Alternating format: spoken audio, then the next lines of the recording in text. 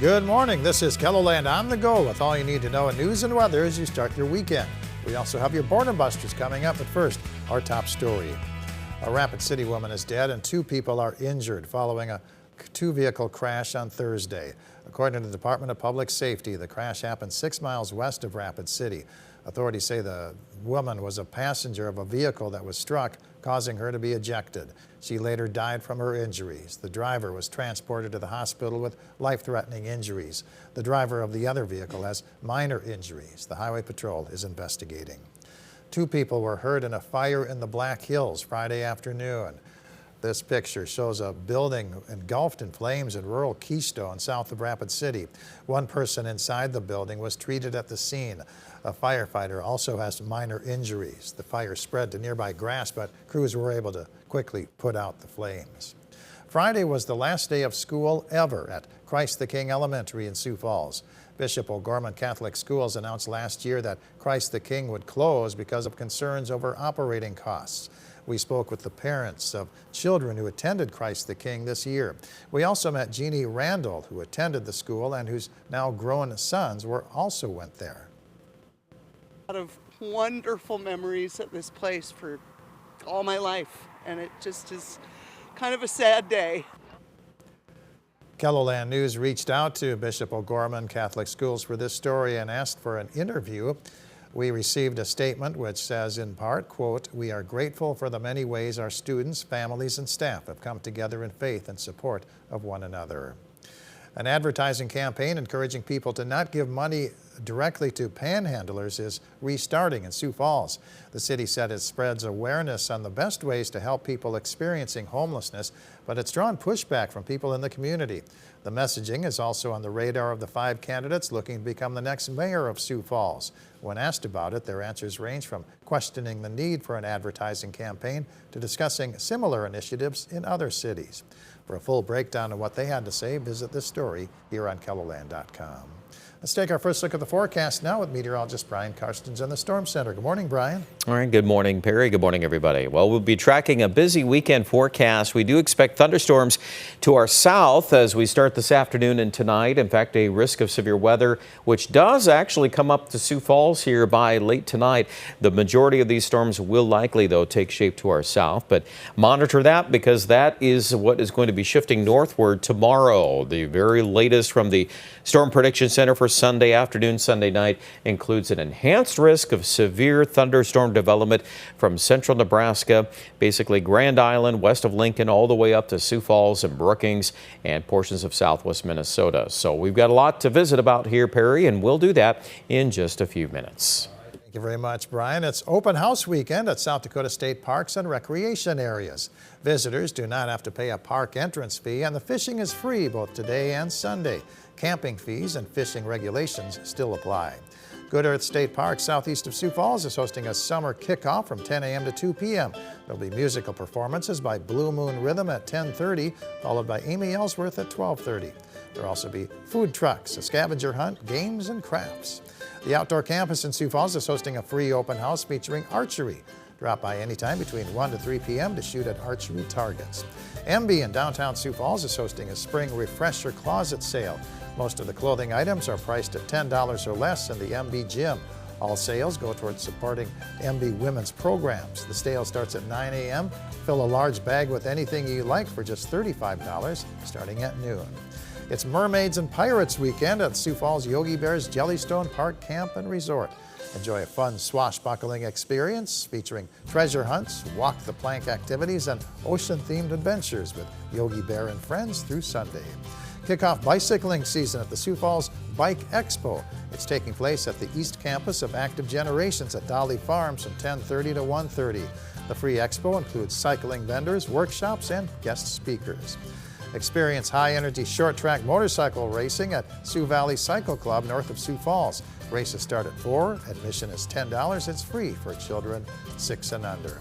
And enjoy a night of sprint car racing at I-90 Speedway in Hartford. Gates open at 5. Hot laps are at 6:30. The races start at 7. Admission is $22 for adults and $12 for youth and free for ages 12 and under. And be sure to watch our Boredom Busters show where we do a deeper dive into the events taking place over the weekend. It airs this morning at 8 o'clock on KELOLAND Plus. Brian?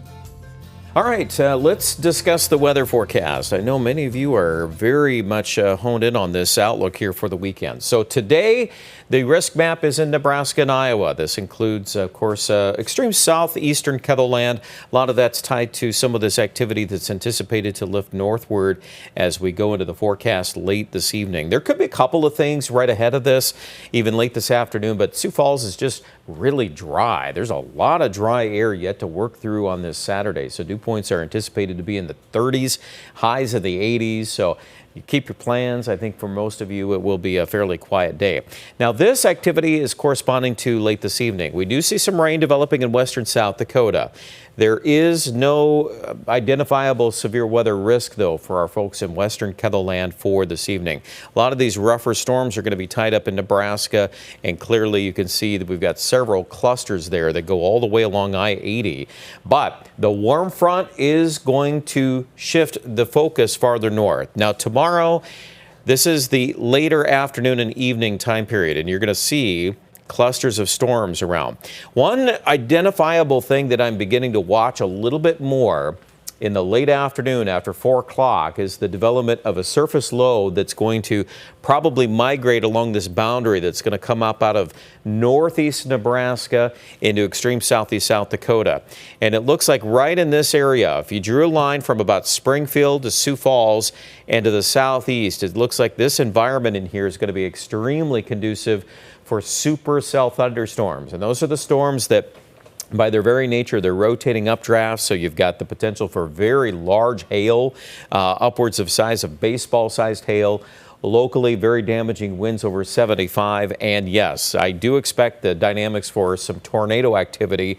So my bottom line on this whole deal tomorrow is plan ahead. Maybe make sure that you've got some plans in place in case the weather would turn more active later in the day and into the evening hours. And I know specific timing is always the challenge on events like this.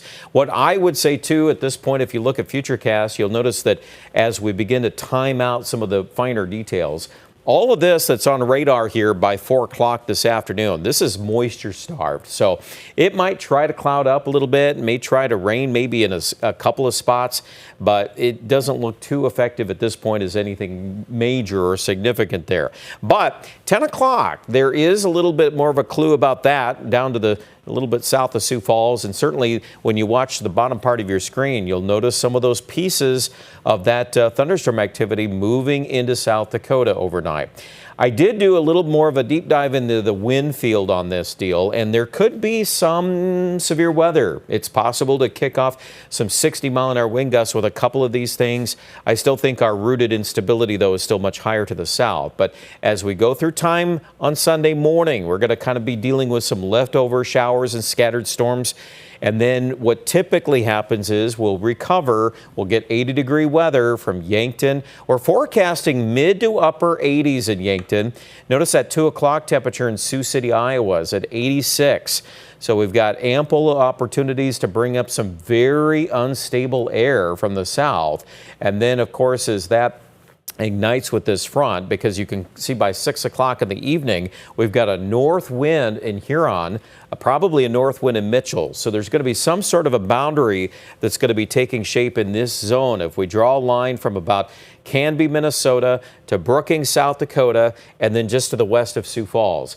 So that's also another consideration. It's not just one thing here. We've got several things that could be going on as we unpack the evening. And then you notice Futurecast is kind of being generic about this, but it develops several cells on radar tomorrow evening across the southeast.